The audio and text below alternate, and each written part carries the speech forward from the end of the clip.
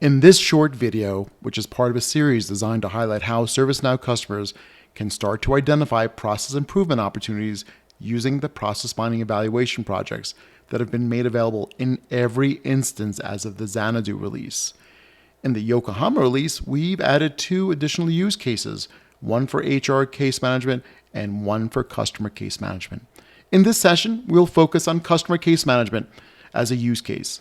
These focused projects are designed to give you examples of where the value of process mining specifically for customers using customer case workflows. Common focus areas include improving customer satisfaction, retention, as well as ensuring positive experiences. And process mining can point the way and provide evidence on where to improve. We'll focus on 3 different use cases to identify examples that align to those goals, including where AI agents and automation can be leveraged for cases that are closed in a very short amount of time, idle time, as well as cases that have been reassigned multiple times, exposing multi-hop inefficiencies. So where do we start? Well, first, we're going to log into your instance and look for our process mining workspace. We'll do that by coming to our Workspaces tab and searching for the process mining workspace. And we'll bring you to this workspace. And depending on your role, you may see 1 or up to 3 evaluation projects available to you. We're going to focus today on our case evaluation project specifically, which is looking at the last 7 days of cases that have been closed with a maximum of 3,600 records to analyze. We'll also look at 2 things that change in the lifecycle of these cases, both the state as well as the assignment group.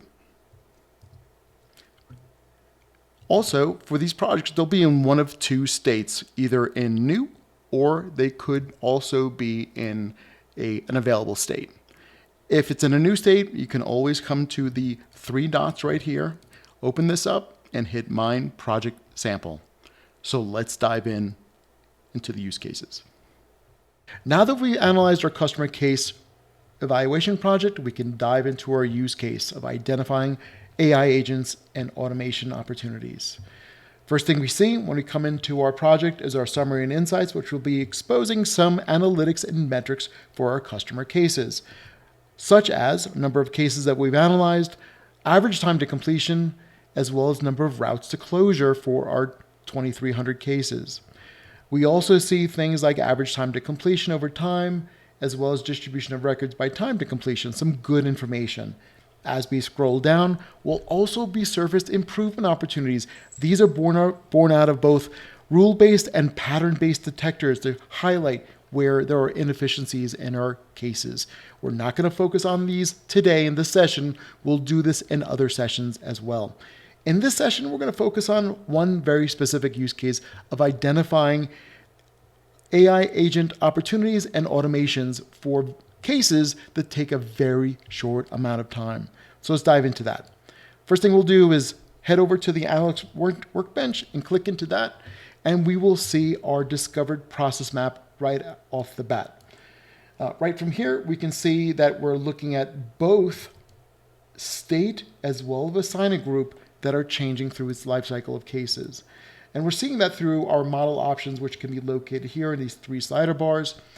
We also notice we're only seeing 20% of the connections for our cases, our 2,300 cases. We can slide this out to see more complexity as well. And because we have both assignment groups and state, we're going to see a lot of complexity here. In this case, what we're going to really care about is the state. And why is that? Because what I really care about are cases that are going from work in progress to resolved and taking less than 15 minutes. We also have the ability of looking at this view in a very specific way that makes sense to you as a customer case process analyst or stakeholder. And that can be done through breakdown filters. And we include 4 in this evaluation project, including channel, which is our intake for our cases, assignment group, priority, and category. So each one of these can become a filter of these cases that we want to look at, so you can focus on any assignment group, any channel, and layer these upon each other as well. But in this case, what we care about specifically is identifying cases that are taking a very short amount of time. And I noticed most of these cases are taking probably, I see a good chunk of them are taking 2 days. I want to know, and I have a hypothesis that some of these are taking a really short amount of time. And I want to identify those because they should be an AI agent. And we do that by using our advanced filters. And even though they're called advanced filters, they're super simple to use. And specifically, there are two of them, transition filters and condition filters. We're going to focus on the transition filters. So in this scenario, what we're going to do is care about our state, and which is specifically is in work in progress. And we care it being the first occurrence. The next activity is going to be directly followed by, again, it's going to be our state of the case. And what we care about is being resolved. And we want to make sure this is the last time it happens. And now we want to give it a time-bound way of measuring this, our constraint. So in this case, we're going to start from our first state, which is work in progress, to our second, which is resolved. And we want to give it a time bound of between 2 minutes, because if they're already automated, they should fall between under 2 minutes, but we want to make sure it's between 2 and 15 minutes. And that's something just as an option. It could be longer for your environment. It could be shorter. You get to decide. And we'll hit apply. Now we have the constraint. I'll hit the apply, and that'll run in the background. This is an example of what you'll see when that scheduled task occurs. And we can go to our scheduled tasks right from here and see how it's doing. And you'll notice it's in progress and it went to complete. And right from here, you can tell what it did. We went from our work in progress to resolved, from taking 2 to 15 minutes. And we can hit view result. And now it repaints our process map with exactly those cases that went from work in progress to resolved in less than 15 minutes. And you can see that very easily right from here. If we go back to our model options, we can even increase this complexity. There's not a lot of complexity here for our 22 cases, but we do see that all 22 cases were taking up an average of 7 minutes, well under our 15. And again, we can use our breakdown filters to understand and filter even further on specific assignment groups or even intake. And we can see most of these are coming from email. And from here, we can dive into and also start investigating from either the nodes themselves in terms of the states of the case, where we can start looking at the number of unique times that it went to that state, or even understanding where they came from and went to as well.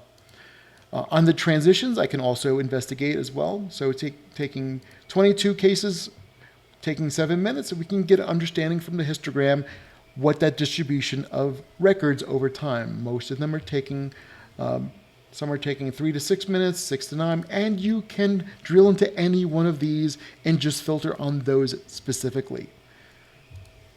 And right from here, we can also investigate as well. Within your instance, you'll have two choices that are available to you: show records, as well as filter and transition.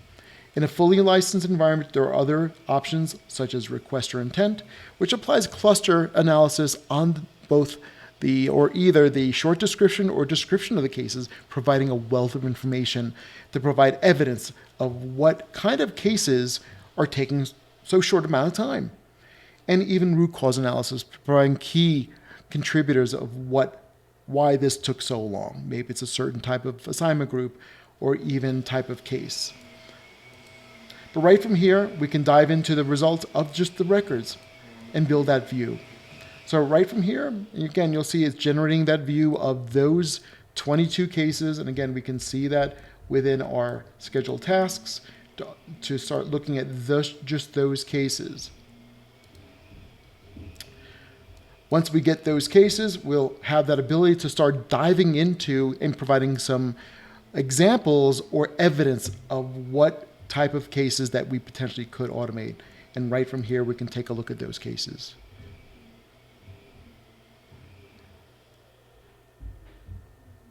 So now we have that list of 22 records, and we can start looking at potentially just looking at the short description might be a good example of do we see clusters of things that potentially we could automate? And right here, I see a number of SSO support. Maybe we can do better about providing help for customers to reset their SSO, or whatever topic it may be. If we see clusters of very similar case types, that maybe we could automate and provide an easier methodology for our customers to self-serve, or provide an easy clickable way for our agents to resolve issues very quickly.